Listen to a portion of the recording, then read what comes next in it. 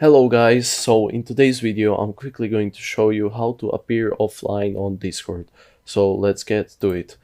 What you want to do is you want to click on your name right down here, and as you can see you can set your status right here in this middle option. You can set it to online, you could set it to idle, which is pretty much the same as online, but it says that you're idle. You could set it to do not disturb, pretty much no notifications are sent to you, and you can appear offline by setting it to invisible, and pretty much everybody will think that you're offline.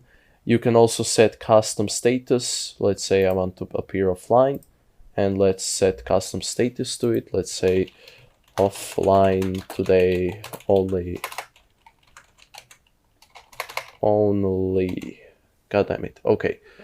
And you can save it. You can also set it to clear after some time. And yeah, I'm not going to do that right now. I'm going to set it back to do not disturb.